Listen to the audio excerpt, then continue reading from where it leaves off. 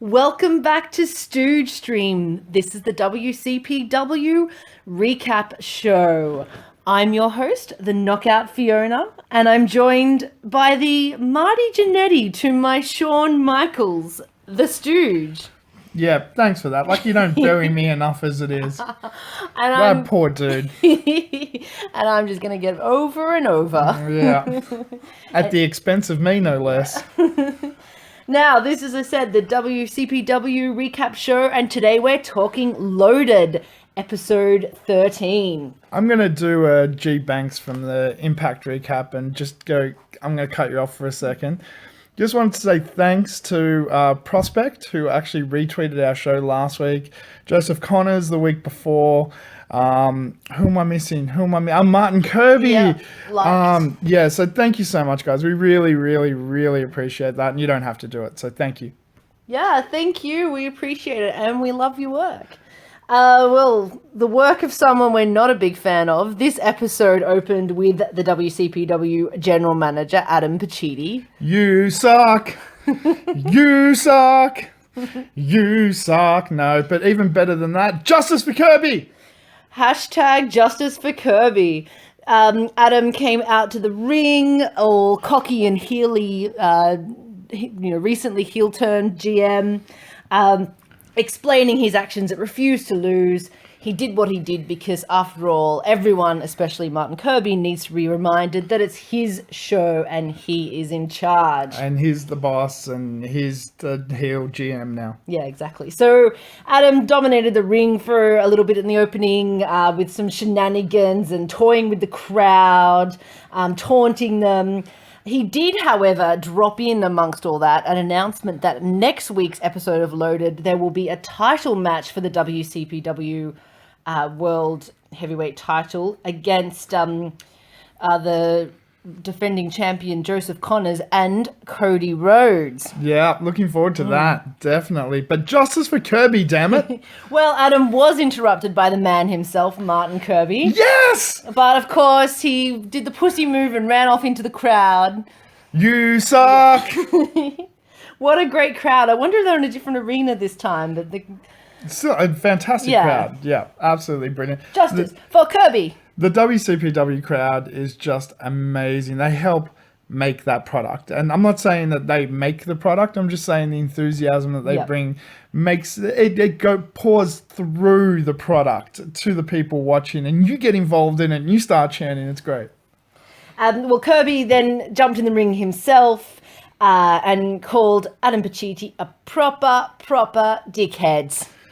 And rightly so. Hashtag Adam Pacitti's a dickhead. Yeah, and he issued a warning to Pacitti or Parmesan. If you thought I was annoying before, you ain't seen nothing yet. I can't wait. Wait for the shenanigans. I can't wait for the shenanigans. More Kirby shenanigans. How much further can you go to fluffy handcuffing yourself to a ring and refusing to lose till you get a title shot after you've dropped the key down your dax? You can't go too much further than that. I'm sure Kirby's got like a plateau we've never seen before and he's going to bust straight through that and do something amazing. I can't wait. I can't wait for him to just annoy the shit out of Parmesan. Oh, we love it. Or Parmesan, as Jim Cornette was calling him. Now, Kirby, in turn, was then jumped by none other than Big Damo, who was clearly the muscle for hire of Adam Pacitti. Big Damo. From last week's episode. He's thrown around and beaten up by Damo, is Kirby. Then Damo dominates the ring himself. He gets on the mic and tells all the internet virgins to bugger off, and no matter what my future is, I'm here now, and I'm here to freaking beat someone up. And I love the fact that, he is signed to NXT. We all know that. He's going to NXT. But this stuff's shot in advance. Plus, he would have had dates that he would have agreed to, and WWE lets you honor those dates. Wow, that seems good of them. No, they've always done that. Like, it's, you have your own reputation to uphold as well. You're only a contractor for us, so when your date's finished, you can come work for us. So he would have maybe had an extra month booked or something with WCPW, and WWE let him honor that. So that's very cool. Like, we're going to see a little bit more of Big Damo, or are we? Well, I take what I can get because I really enjoy him and I will watch him on NXT for sure as long as they use him right. Yeah. But he said in this episode of Loaded, he is there currently around for now to destroy all your favorites. That was Yeah. good. I like that line. So he called out anyone who's willing to face him, and that challenge was answered by one of our favorites, the Iron Man, Joe Coffey. Yeah. Yeah, I'm a big fan of Joe Coffey, and we've spoken about him week after week after week. Yeah. And I think not only did he earn our respect, but he earned everyone's respect in that match that he had with Suzuki recently. And he's just at a new level, and I like seeing that. And his confidence as well as a performer and so forth seems to have boosted too, which I really like seeing. Like, he knows who he is now. He's goddamn Joe Coffey, the guy that we always knew he was. That's right. That match with Suzuki, however, was slightly hard to watch because when you see wrestlers going legit hard style and not selling, it's painful physically and literally and metaphorically. And beating you until you start beating them back. Yeah. Yeah. So, yeah, Joe Coffey needed a bit of momentum, I think, moving forward. Pretty hard to get momentum against an immovable object of Big Damo, but he gave it a great shot. You know, this match got started straight away. These two don't like each other. They got into it. Not at all. Coffey did one of his dives through the middle ropes into Big Damo, which promptly pushed the crowd barrier back several meters. At least they didn't go over the barrier into the crowd this time, but still, the Stooge and I did into the crowd again. Like, really, guy? Ooh, it's rough. It's a bit rough. But in saying that, it's look, I get it. It works. And at least they didn't go all the way into the crowd. Like, I think they need to secure those barriers a little bit better. Just because I don't want to hurt somebody. Like, somebody's knees can get hurt or somebody can, and that's not going to be good for insurance. No. But if you secure those barriers just a little bit more so they don't have as much give in them, then you can go flying into them as much as you want. The other option is WCPW needs to get that little bit bigger so they can just book out slightly bigger arenas and give them more space around the ringside. More room to play. Yes. Anyway, so Coffey seemed to be in control going into the match, but then, of course, he took a massive big boot and a big suplex from Damo, who then It was himself massive. regained control. Throughout the match, I felt that it was a really good balance back and forth between sort of who was dominating. They really went at each other hard.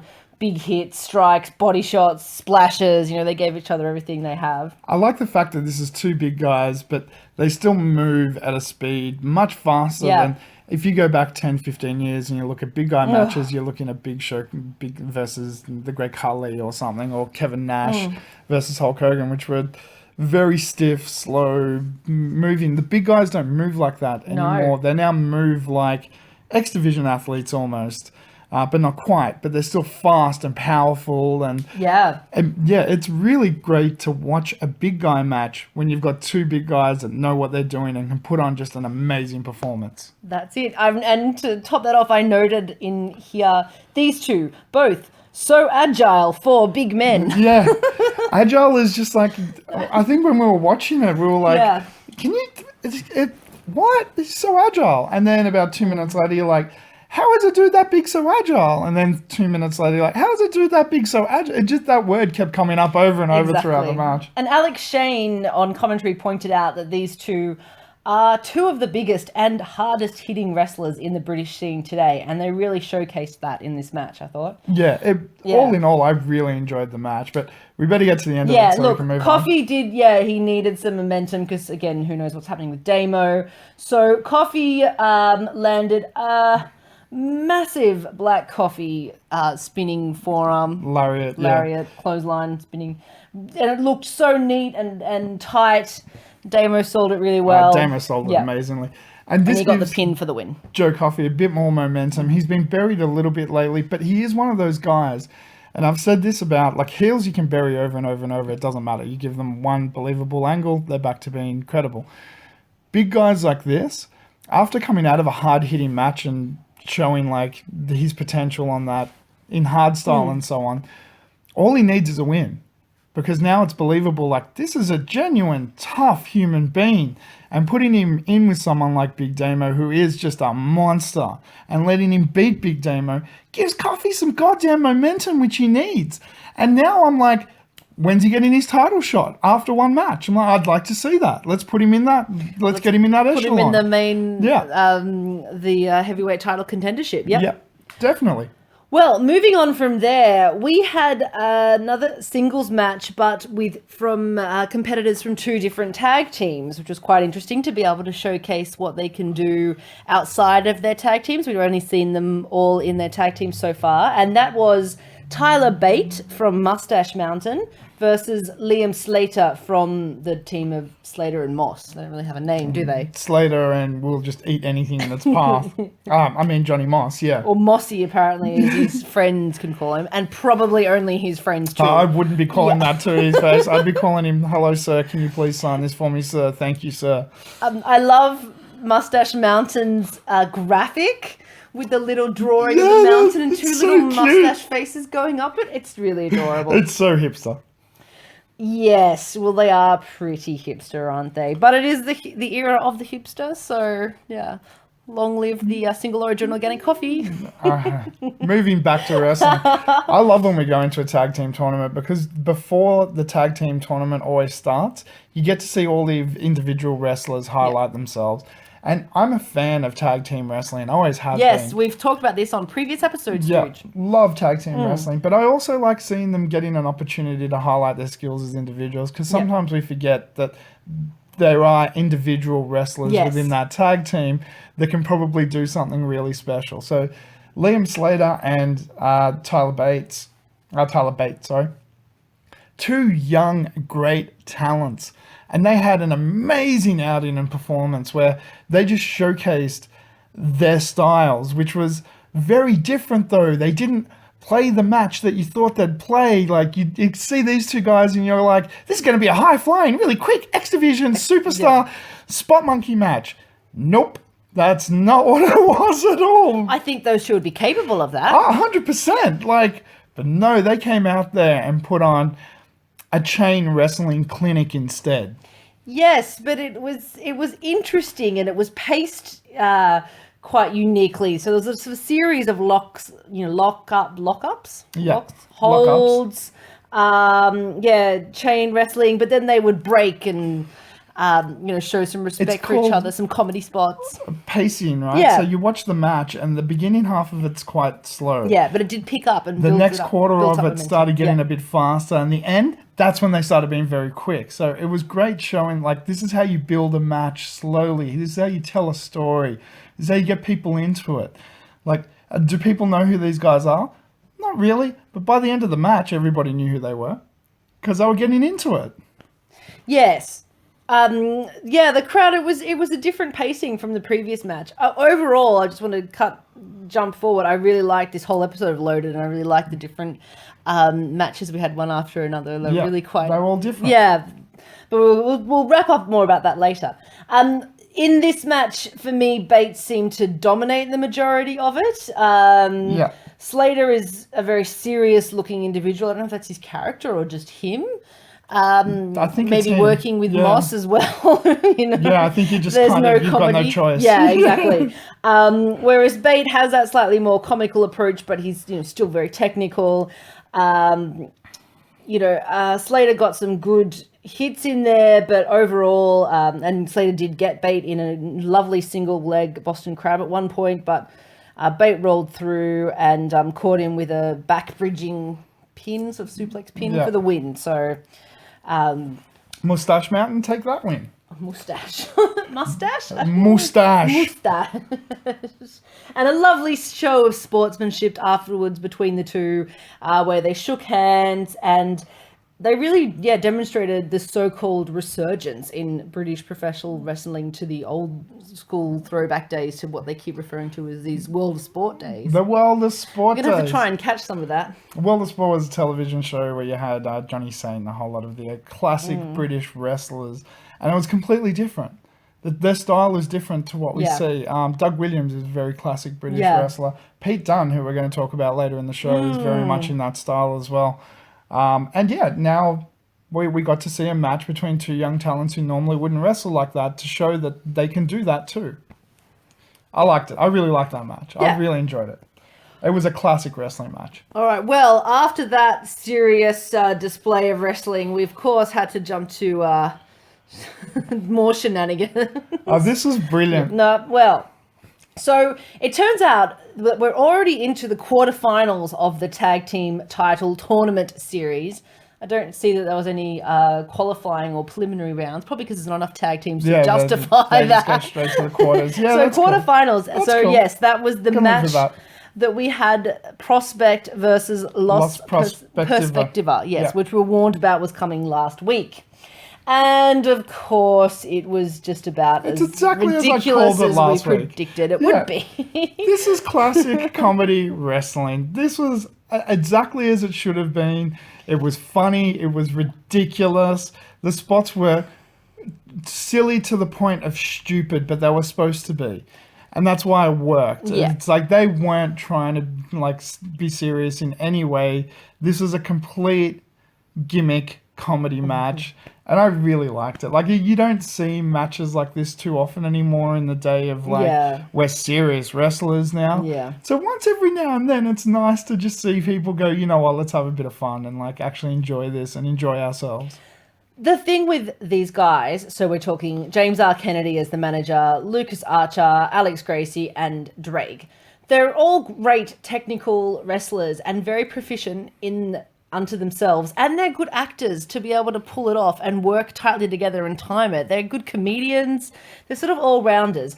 I think they make great strippers too because they can get in and out of clothing really quickly by the looks of it. Look, I think they missed an opportunity. We said it last week, it'd be great if they had a fourth member ring in it was Blumpy for and Los a mask, Perspectiva, yeah. but so they made it work. But again, I was happy with this because this was exactly what I expected it to be. Remember I said it's either going to be this or it's going to be Adam Blampier in a mask. It's the Yeah. only two options they had. It's going to be guys going in and under the ring and pulling their mask off and getting changed Yeah. and going out and coming back different. And Which is you know, essentially what they did. who was it not Gracie pretending to fight himself?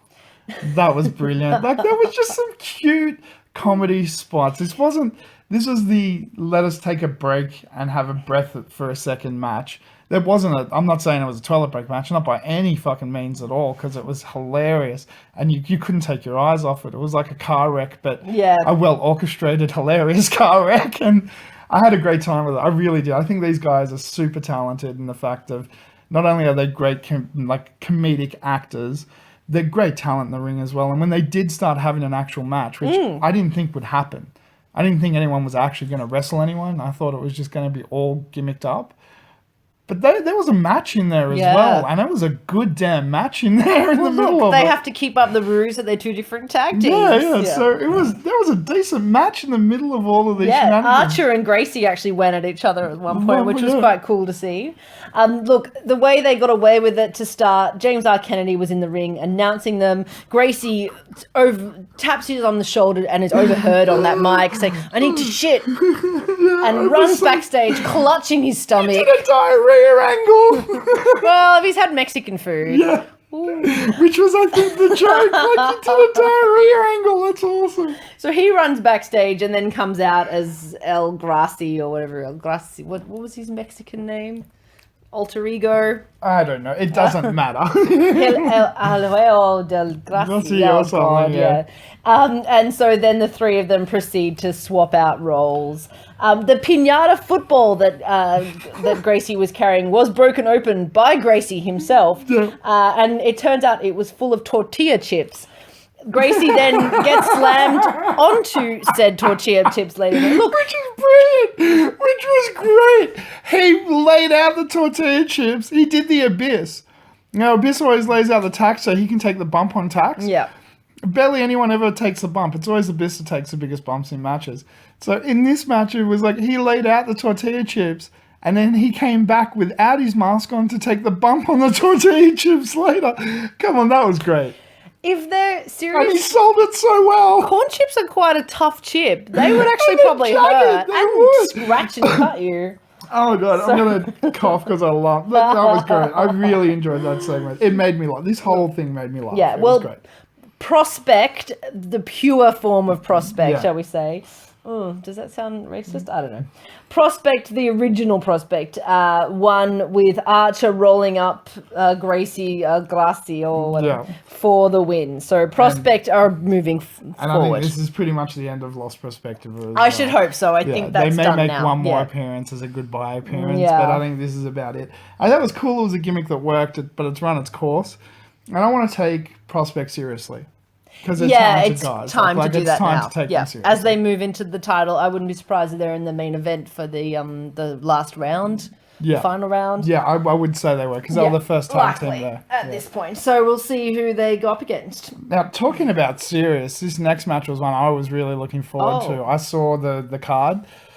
Before we get to that, though, there was a little backstage. There was, segment, so let's do that. As WCPW do, they like to cut to little backstage segments. I mean, it's a wrestling Of course, product. that's what you do. Yeah. So we cut backstage to Kimber Lee, who we saw face Nixon Newell at Refuse to Lose. She's the American lady wrestler.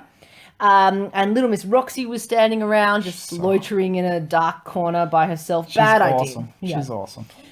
Kimberly went up to her and said, "Oh, you're friends with Nixon, aren't you?" To which, when Roxy responded in the affirmative, Kimber proceeded to beat her up like the bully she is, and said, "Get better friends." So I hope that leads to a match with Roxy and Kimber at the next episode of Loaded. But in saying that, Kimber's first appearance with Nixon was sloppy. Questionable. And it wasn't Nixon Newell because we've seen her with different athletes in the ring and not be sloppy and be quite tight. And so I'm hoping that was just an off night, jet lag. Like, I've heard good things about her. I have. I've done a little bit of digging around. I'm hoping that was just like a jet lag night, like you've just arrived in the country, you shouldn't have probably wrestled that night. Just a little 2 seconds off, and that's what was causing it. But I'm looking forward to seeing more of her because I like her character. I like the development that they've done with this just one quick segment. She's terrifying. She is a psycho. Yeah. She's that person that will flip. Like, I kind of like that character. They're unpredictable by nature, and seeing them tear their way through a division is usually quite interesting. And it gives you an opportunity to create another face out of it as well, or at least pull someone up, and hopefully that's Little Miss Roxy. Yeah, exactly. Yeah, we need more of the women. We haven't seen enough of them. Come on, guys, get the girls. Definitely. But I'm sorry, I got to All right, move yes. on because I wanted to talk about this match all night. Johnny Moss versus Trent Seven. So the other half of the tag team, Mustache which we saw Mountain before, and yeah. Johnny Moss and Liam Slater. Johnny Moss is an animal. That dude is ridiculous. Like, he's a terrifying, terrifying human being. Not only would I not want to be in a ring with him, even in a rigged, worked wrestling match, I wouldn't want to be in a goddamn arena with him if he was just slightly upset one day. Like, he looks like he could tear shit through anything. Has he even spoken a word? I don't this think whole so. time he's He been doesn't need to. He just needs to look at you. You see that terrifying look on his face at the beginning of the match? Trent Seven was trying to leave. He's like, fuck this. He's like, nope. I'm out. There's my ball. See him? See him? Fuck you, I'm not wrestling him. I'm leaving. But then he was like, nah, I better do it. And jumps back in the ring. And this is good. This is good. This was a hard match to watch, though. I think I was watching it out of one eye at some point. No, it was a hard match to watch because they clearly said, you know what? Hard style. Yep. Let's not pull. Let's not. Clearly, they're pulling some stuff, but I mean, like chops, they weren't pulling.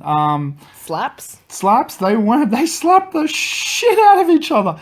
They were Germaning the shit out of each other. There wasn't like any nice release on those Germans. Oh. On the part where they're both holding onto the ropes and one would German, and the other one would pop up and do it, and they did that over and over. Like, usually there's a lot gentler release on that. They were just throwing each other across the ring onto each other's necks and shoulders. Like, it was protected, don't get me wrong. Like, they're not idiots. They know what they're doing. But they went that hard style, and god damn, it showed. Like, they beat shit through each other. Yeah, they just squared off, faced off, and basically traded blow for blow for half the match. Trent Seven chopped Johnny Moss so many times and so hard, the dude started bleeding from his chest. Yeah. If you want to know how difficult it is to get someone to bleed from their chest, Have someone stand there and start slapping the shit out of their chest until they bleed. I guarantee you your hand will hurt before they start bleeding. It's very hard to break skin with an open palm. They went psycho at each other. I think he drew blood from his mouth as well at some Yeah, point. Maybe with one of the slaps. Yeah, Moss's mouth was bleeding, his Yep. chest was bleeding, and he just didn't look like he gave a shit either way. Yeah. Look, Seven himself is a big man. He's certainly the huge bigger of dude. the tag team. But Johnny Moss is just a beast. He is. Now, just quickly back to Trent Seven, because obviously I've just put over the hell out of Johnny Moss, but Trent Seven is amazing as well. Like, he's a comedy actor, which he did brilliantly. He can sell amazingly. There was little nuances in some of the sells that he did. So, like, Johnny Moss is a classic monster no sell. He Yep. doesn't need to Yep. sell. But when he does sell, he sells well. But Trent Seven, like, Moss would slap him and he'd just do that face like, oh, before he did his slap. And it just sold the power of Johnny Moss. Like, if he took a bump, he sold the hell out Yeah. of the bump. Like, that dude is a great actor in the ring. And I really appreciate people that sell. Like, Yeah. that know how to sell, but when to sell. Because there was times where even Trent did the no sell because it was appropriate for that moment. That was the power up, anger. Big dude just had his head slapped in. Now he's angry. No sell a couple of moves quickly. So he knows when to sell. That's the important Yep. thing. Not only how, but when. And he does it so well. Well, as you said, Moss attempted to get the better of Seven at many points throughout the match, but and went for a few big moves and covers, but Seven continued to kick out. Moss, however, did eventually get the win on Seven with a big Fisherman Buster suplex, so the leg hook, Which is massive expected. suplex, yeah. One But he person- had to really sneak that win in. It wasn't, yeah. It wasn't just a hand They, over, yeah. wore each other down. They were on knees at one point, just slapping as much as they could back and forth. Yeah. And, Oh, it was amazing. but yeah, the blood drawing from the chest, I think, for me, made it just that little bit like. And I'm not a blood icky person. I can deal with But that. it I was made you squirm because you're like, you know how hard it hurts. Yeah. But not only that, like, I think I like the fact that both, Johnny Moss, Trent Seven, and Tyler Bate and Liam Slater both showed great sportsmanship at the end of their matches by Yeah. shaking each other. Yeah. It puts them both over as faces, and nobody lost out of this. Don't get me wrong. Like, you go watch both of these matches, no one lost. Everyone came out looking good. I would like to see Moss and Slater go heel, but not like total, right wing heelish heel. Just like serious, we're not here to fuck around heel, and we don't want to deal with your bullshit and your shenanigans. No, I So- think Moss and Slater are stuck as face. Like, I think for yeah. now, I'd like to see actually Mustache Mountain go heel. Well, they're probably better positioned too. I think they could do it with their comedy and their Yeah. selling and stuff. It'd suit them a little bit better. But at this point, I don't mind both of these groups being faces because they've got prospect to be the heels. Like, they really don't need to be the heels right now. And if we bring in another heel tag team, which hopefully we see in the next couple of weeks, that'll kind of even out the odds and you'll have a couple of groups of heels, a couple of that'd groups be of good. faces, That'd and we be can good. mix it up a bit. Okay, Yeah. all right, good. So following this match, we went to a backstage promo with James R. Kennedy again. Here he was alone with a lovely glass of red wine. In a amazing goblet. Yeah, some sort of gothic goblet thing. Talking about seeking redemption for Adam Blompier being fired. He was addressing Rampage directly. He challenged Rampage to an elimination style 4-on-4 match, seeking justice for Blompier. So Kennedy's crew and, he said to Rampage, gather 3 friends, whoever you can find, and bring it on. Hopefully now, because this will work now, it should be Prospect and Blumpier.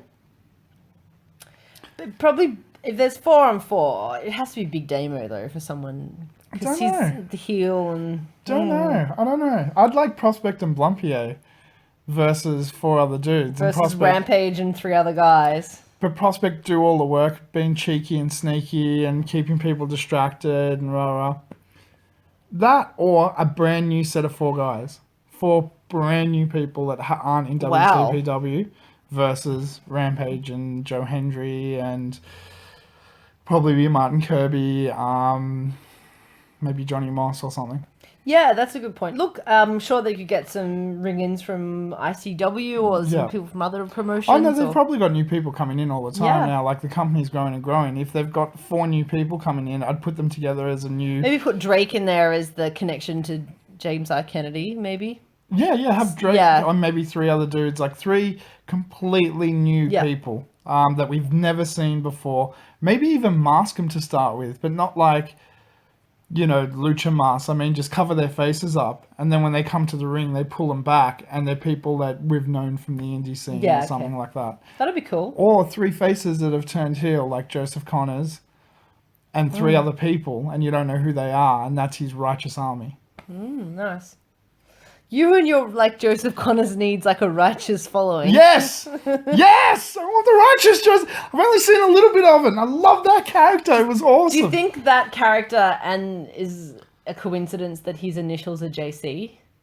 No, I think that's why they Yeah. did that. And sneak peek forward, Joseph Connors does make an appearance in this episode, which we'll talk about later. Oh. And he's wearing a righteous Joseph Connors shirt, so I'd like to Which see that you come. promptly pointed out, Yeah. Stu. Anyway, All right, so the this main event! brought us to the main event of The the main event! evening. Someone cannot contain their The excitement. main event! So this was our household favorite, none other than, of course, Joe Hendry versus Local hero! Pete Dunne. No. And I'm a actual big fan of Pete Dunne. We've spoken about him a little bit. The in Bruiserweight. Yeah, in the past episodes, we've definitely put him over. I like the guy. I like his style. I like his character. He's so young, though. So young. Like, I didn't... Probably 21 or something. Yeah, he's not... Like, he wrestles with the experience of someone a lot more mature to what he is. His character has developed already to a point to somebody who should have been working on it for a lot more years than he would have had in the business. I really like this guy, and I think he's got an amazing future ahead of him, and I love the fact that we get to see him now. Yes, it was great to see him on this episode in singles action with Joe Hendry in quite a serious match. It was quite a lot on the line for both of them. Pete Yeah. Dunne there to prove, he can hold his own and forge his deserves to path. be there. And Hendry, of course, had a lot riding on his shoulders, coming off his near loss. He's near win. Just lost, yeah. Just lost, Yeah. yeah. to Kurt I'm trying to Angle. think how to frame that. But being in a Yeah. match with Kurt Angle has automatically just put a rocket under Joe Hendry's ass and shot him to the moon. Exactly. So Hendry came out to the ring with no special song, Nope. promo, just his Nope. normal WCPW music. Nope. He was all business. Yep. It was a serious match. Yep. Good pacing, hard hitting. Yep. Hendry the ass kicker. It opened with a series. No funnies. And a nice showing of Matt, amateur wrestling sequence from the guys. You could tell Hendry was serious by the look on his face. Yeah. He didn't smile. No. No joking. He only did one wave to the crowd too. He Yeah. didn't stand there doing the whole chorus. Yeah, he just very quickly. Just one back and forth. Yeah, let's get Yeah. this on. Yeah, and he was determined to put on a showing after losing to Kurt Angle. Yeah, 100%. And Pete was not going to be his patsy. He gave Oh, it to him as good Pete as Dunne he was wasn't going going to to be his bitch, not tonight. Yeah, like no. Pete Dunne came out there with something to prove, and he proved it. He proved that he can hang with Joe Hendry, who's a dude that just came out of a match with the greatest of all times. That's not arguable. Yeah. Like let's be clear right now. Kurt Angle is the greatest of all times. It's not arguable. You can tell me whatever you want. Bruno, Andre, draws, money, rah rah rah. Nobody has done what Kurt Angle has done. Like, he is amazing in that ring. So We go through that every week, Stu. Yeah, I'm not kidding. You could almost pre-record that and Yeah. just play that back. that's not an argument. That's just a fact of life, and you better get over it. So to come out of a match with that automatically brings you up. And Pete Dunne, to hang with somebody now at that level, because Joe Hendry is now at that level. You faced Kurt Angle, you had a great match with Kurt Angle, you put on a spectacle with Kurt Angle, you're now at a new level. And Pete Dunne came in there to prove that he was also at that level. Yeah. And He dominated quite a bit of the damn, he match. did, yeah, and he like- pushed Henry, and Henry was showing it on his face. It actually wasn't that long of a match, as far as time-wise goes. no, it's about 15, I think. Not 10, even, 10, yeah. 15, But I somewhere in mean, between. they did go very hard through it, and it, as Alex Shane again coined it, I think he said "fwa." His match is just "fwa," Yeah, it was. and that is a word. Yeah, they were moving like very quickly, but it wasn't they weren't burning through spots or anything. It was they were just both working at a fast rate. Like this was you could tell in their body language, in the rate that they were working, they were telling the story. Both of them had something to They prove. were telling the story. Yeah. Henry did actually, in the end, catch Pete Dunne as he went for a jump off one of the bottom rope, I think. He caught him in his arms. Oh, I wish you'd catch me in his arms. And then, of course, Freaking natured him. his massive overhead slam. Yeah. Got the pin for the freak of nature. After the match, Henry got on the mic, spoke about his Just match before with us, Angle. just before that, I'm gonna cut you off for a second because as soon as the match finished, Henry was in the ring, huffing and puffing and showing the wear of the match. Yep. And you started saying, "Please get on the microphone. Please give Henry a microphone." Yeah. And they handed him a microphone, Obviously. and you had a little giggle. Yeah. He needed to address. Oh, shut up. He's a good mic worker. He's amazing on the microphone. Obviously, he had to address his match with Angle. He said, "That's behind me now. You know, it was amazing. It was once in a lifetime. But now my sights are back on Joseph Connors. I won't forget what you did. You know, I want to come after you, and of course the title." Yeah. But he was interrupted by. Oh, wait. Before he was interrupted, he did the ultimate babyface thing of just being in a match and going, I don't care. I'll take you now. Come out now. We'll have the title match right now. Oh yeah, he did actually. He was That trying was to call great. out Connors. Yeah, that's a great babyface move. Yeah. But no, he was interrupted by Cody Rhodes, who came out and was like, "Well, guess what? I've got a title shot next week." No. No, but he didn't. No. No, he came out and they addressed each other as face to face, which was awesome. Yeah. And Cody Rhodes put him over. He did. God damn, Cody Rhodes got his father's tongue. He got that silver tongue. And he got the lift too, which is so adorable. A little bit. Oh, Not it's as bad as adorable. No, Dusty. it's cute. But man, that guy can talk. He can talk just amazingly, and it's all improv. You can see it. It's not like somebody in WCPW is writing scripts for him. They're just like, here's the Good luck gist. with that. Yeah. Yeah, can you get kind of this idea across? And he's just gone over there and gone, bang. Here's a promo that's just knocked it straight out of the park every time. At TNA, every promo, just bang. Like he can smash a promo. I'm so impressed. Because I haven't seen a great deal of his. I've only seen a few matches here and No. there. Like I don't watch the WWE products, so I haven't seen a great deal of him. Man, he is one of the best in the world. He's pretty standout. So it's great to see him in WCPW. But he in turn was actually interrupted by none other than Joseph Connors, One more day. who started giving them both shit and, turned on Henry and eventually pushed into his limits and broke him. And Henry, of course, smashed him. And Henry actually hit Joseph Connors in the process. Not Joseph Connors, Cody Rhodes. He accidentally elbowed him as Rhodes kind of tried to break up the scuffle. Yeah. To which led to Rhodes actually landing a massive crossroads on Joseph Connors. So that could be something we might see next week. Which that spinning face slam. Wow. Yeah. Like it looks massive. It's not, but it looks. Yeah. He knows how to make that massive look great. and it looks nasty. Yeah. This actually led to Rhodes being in the ring alone with the WCPW World Championship title belt, lying in the ring. He held it up. The crowd lost their shit. Clearly, this is something they want to see. Do we give it to an international? We haven't done that yet. No. No. No, I want to see the match, but I'd like it now to be a triple threat match. Joe Hendry, Cody Rhodes, Joseph Connors, and I'm Yes. going to be really controversial here. I want Connors to walk away with the title. Yeah, of course we do. It seems trifle to keep changing unnecessarily. Not yet, right? Like his character development's great at the moment. There's no reason to cut this off. It's working. He knows what he's doing. Let him hold on to it for just a little while longer, because that title means something in his hands, because he's making it mean something. He's like, this is the most precious thing in the world. No one's taking it from me. It means something. So you build it up to the point, like, another month or so, next special or next pay-per-view, you have Hendry take it from him. But until then, let him hold it. Let him keep telling you how precious it is, how special it is, how important it is. Because he does it so goddamn well that by the end of it, if there's anyone in that audience that doesn't understand how special that title is, how important it is, how precious it is, they're a fucking idiot. Like, that's the end of that. Like, he's great at what he does. And I really appreciate, like, him not having to play the stooge anymore and getting to be his own character. Yeah, exactly. Continue that for now.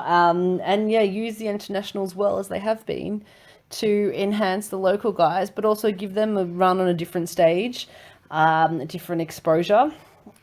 Definitely, and putting them up against household names, like I told you a few weeks ago, and I've discussed with G Banks in the Impact recaps and so forth. These guys have name value. So putting someone up against a Moose, an EC3, a Cody Rhodes, a Kurt Angle will mean more attention to the product. Yeah. And it's worth it, especially with somebody like Kurt Angle, Cody Rhodes, Moose, EC3, who are clearly willing to give themselves to the product as well and help put your guys over. Then it's definitely worth the effort that you go to. And it also means, like, somebody that doesn't know what WCPW is will type in the name Cody Rhodes to YouTube to see what he's doing and come across Cody Rhodes in WCPW. And that's awesome. And then they watch WCPW. And everyone likes that, because then there's more people watching. That means more fans. And that's fun for everyone. And that makes you happy. Exactly. Gimmick infringement. Shout out to Simon Miller. We will leave it there, I think. I think we will. Oh, hang on. I just wanted to add one more thought. As you said, we could do a three-way for the title that is not beyond WCPW to change things at the last minute. So anything could happen this week between now and then.